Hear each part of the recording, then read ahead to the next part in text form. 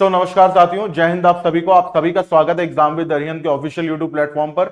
मेरा नाम है मानस मिश्रा। आज मैं आप लोगों के लिए बहुत ही इंटरेस्टिंग टॉपिक लेकर के आ रहा हूं। जैसा कि आप लोग अगर तैयारी कर रहे हैं यूपीएसआई की, तो मैं आपके सामने बहुत बढ़िया विद प्रूफ स्ट्रैटेजी लेकर के आया हूं, जिसको ना सिर्फ आप अभी सिर्फ समझेंगे, बल्कि मैं एक छोटा सा आग्रह भी आप लोगों से कर रहा हूं कि एक कॉपी पेन लेकर के बैठ जाओ और जो जो टॉपिक मैं बता रहा हूं उसको लिख लो। क्रोनोलॉजिकल ऑर्डर यानी कौन पहला कौन आखिरी आप अपने हिसाब से सेट कर सकते हैं, लेकिन इतना मिनिमम करना, क्योंकि आपको ही पता है कि हिंदी, मैथ्स और रीजनिंग ये ऐसे टॉपिक हैं जिनमें अगर आप लोगों ने सही दिशा के साथ मेहनत कर ली तो पूरे में पूरे नंबर भी आपके आ सकते हैं। तो चलो भाई शुरू करते हैं। तो मैं आप लोगों को बता रहा हूं कि भाई लास्ट ईयर का जो ट्रेंड है उसके हिसाब से मैं आपसे बताना चाह रहा हूं कि कौन कौन से टॉपिक हमारे लिए इंपॉर्टेंट है यहां पर। तो अगर आप ध्यान से देखें तो सबसे पहले हर कोई जो स्टार्ट करता है वो करता है एनालॉजी, और आपको भी सबसे पहले एनालॉजी स्टार्ट करनी है। क्यों स्टार्ट करनी है? क्योंकि ये इजी होती है। दूसरी बात, अगर आपने इसको समझ लिया, इसमें ज्यादा कुछ समझने को नहीं होता, अगर फिर भी आपने इसको थोड़ा अच्छी तरीके से इसमें मेहनत कर ली, तो ये मान करके चलना कि कुछ कुछ टॉपिक आपके इसी से कवर अप हो जाएंगे। ठीक है, सबसे पहले हमें ये देखना है कि हमारे लिए क्यों इंपॉर्टेंट है। तो भाई देखो, एनालॉजी इसलिए इंपॉर्टेंट है क्योंकि 2 से 3 क्वेश्चन बनते हैं, और ये मजाक नहीं है। अगर 2 से 3 क्वेश्चन एक टॉपिक से बन रहे हैं तो टॉपिक आपके लिए इंपॉर्टेंट ही बल्कि मोस्ट इंपॉर्टेंट है। फिर उसके बाद हमें क्या करना है, ऑड वन आउट पढ़ना है। ये और ये एक ही फैमिली के होते हैं और इससे भी आपके देखो 1 से 2 प्रश्न बनते हैं। फिर उसके बाद हम आते हैं सीरीज के ऊपर। सीरीज सबसे ज्यादा इंपॉर्टेंट टॉपिक है, ये बात आप लोग ध्यान रखना। सीरीज सबसे ज्यादा इंपॉर्टेंट टॉपिक है। ले दे करके इसमें प्रकार बहुत सारे बता रखे हैं, लेकिन 3 प्रकार होते हैं आपके, नंबर, लेटर और मिक्स। ठीक है, और क्वेश्चन अगर आप देखेंगे तो कितने बन रहे हैं आपके, 2 से 3। यानी सिर्फ इस 3 चैप्टर को करने से आपके मिनिमम 3, 2, 5 और मैक्सिमम 3, 2, 5, 3, 8 यानी 5 से 8 क्वेश्चन बन जाएंगे सिर्फ और सिर्फ इन 3 टॉपिक को करने से।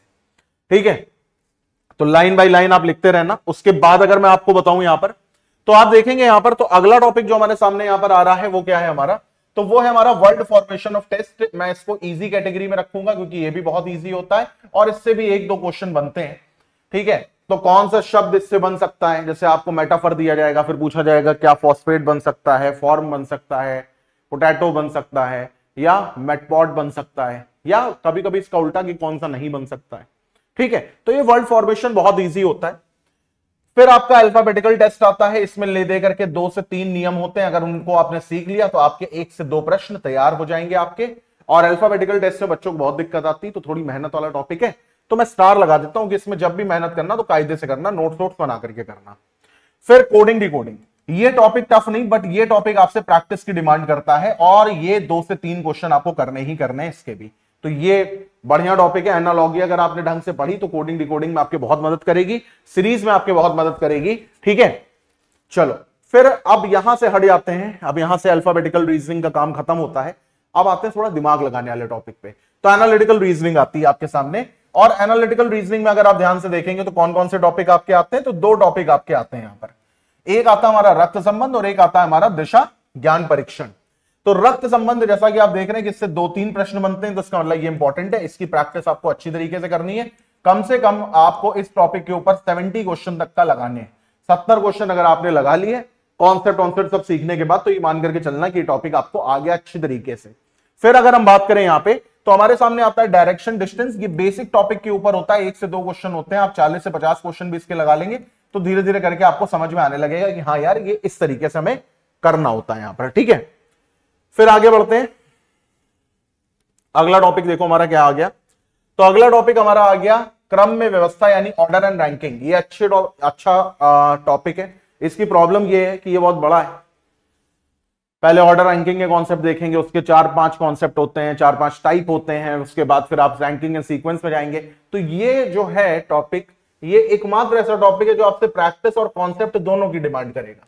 ठीक है, और अगर आपने इसको कर लिया तो 1 से 2 क्वेश्चन आपके बनेंगे। 1 से 2 क्वेश्चन आपके पक्के हैं, इसको छोड़ करके मत जाना। करने आपको सारे, अगर आपको पूरे नंबर चाहिए तो आप कुछ भी रिस्क नहीं ले सकते हो। ठीक है, फिर आपकी आती है मैथमेटिकल एबिलिटी टेस्ट। ये सिर्फ और सिर्फ प्रैक्टिस बेस्ड है। आप 25 क्वेश्चन भी लगा लेंगे तो भी आप तैयार हो जाएंगे, और इसके भी आपके 1 से 2 क्वेश्चन आते हैं।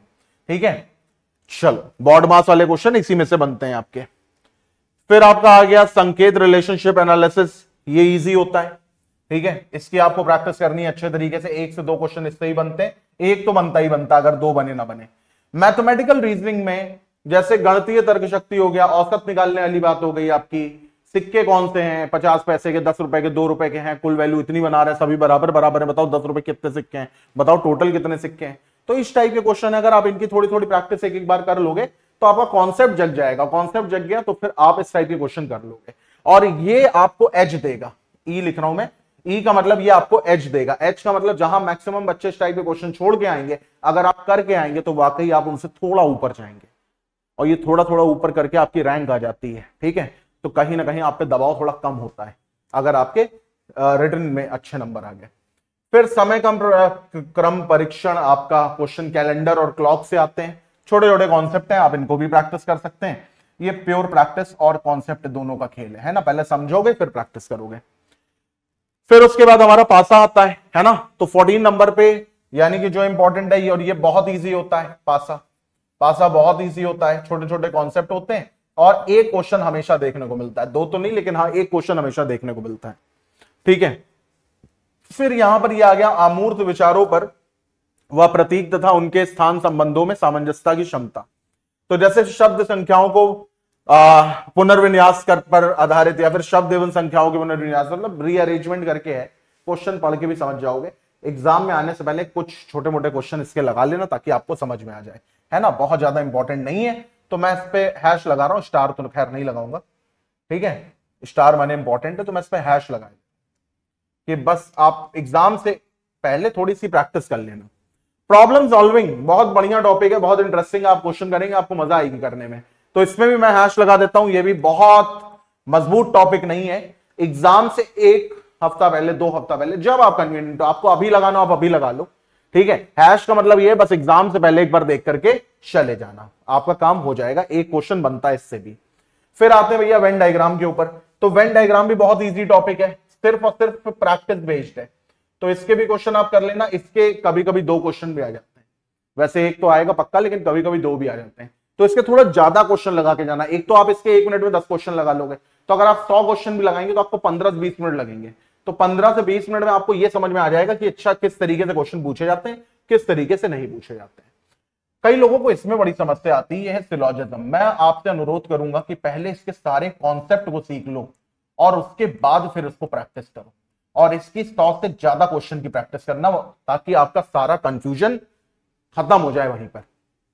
ठीक है, तो ये आपके लिए बहुत इंपॉर्टेंट है और ये भी आपको एज दिलाएगा।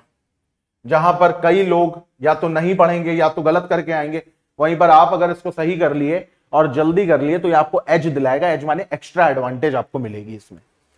फिर आते हैं भाई, यहां से हमारी क्रिटिकल रीजनिंग या फिर लॉजिकल रीजनिंग शुरू हो जाती है और बच्चे बहुत घबराते हैं इससे।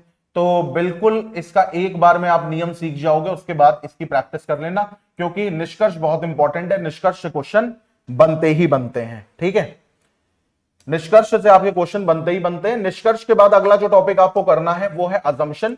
तो निष्कर्ष से बिल्कुल विपरीत होता है अजम्पशन। इसका भी कॉन्सेप्ट आप पढ़ करके थोड़े बहुत क्वेश्चन लगाएंगे तो आपका काम बन जाएगा। फिर हम आते हैं तर्क के ऊपर। पिछले कुछ सालों से तर्क के भी क्वेश्चन जो है वो एग्जाम में पूछे जा रहे हैं, तो तर्क को भी देख लेना कि ठोस तर्क क्या है और कमजोर तर्क क्या है। इसकी कुछ कुछ परिभाषाएं होती, कुछ कुछ कैरेक्टरिस्टिक विशेषताएं होती, उनको एक बार देख लेना और आपका काम हो जाएगा। गद्यांश आता है रीजनिंग में, पर इजी होता है। हाँ, अगर आप 10 से 12 गद्यांश पढ़ करके चले गए और आपकी अंग्रेजी अच्छी है तो आप इसको कर ले जाओगे आराम से, है ना। डिसीजन मेकिंग सबसे इजी टॉपिक है, हैश लगाए दे रहा हूं मैं इस पे। सबसे इजी टॉपिक है, एक पैराग्राफ टाइप का होगा, लाइन बाय लाइन कुछ कंडीशन दी होंगी कि जैसे XYZ कंपनी में एक सेल्समैन की आवश्यकता है, 10th में इतने नंबर, 12th में इतने नंबर, 5 साल का एक्सपीरियंस हो, डिप्लोमा होना चाहिए, डिग्री होनी चाहिए। फिर आपसे पूछा जाएगा राजू के पास ये है, क्या उसको नौकरी में रखे जाना चाहिए? तो कुछ नहीं करना है, बस ऊपर की कंडीशन को पढ़ना है, नीचे चेक करना, अगर है तो नौकरी में रखा जाएगा, नहीं है तो नहीं रखा जाएगा।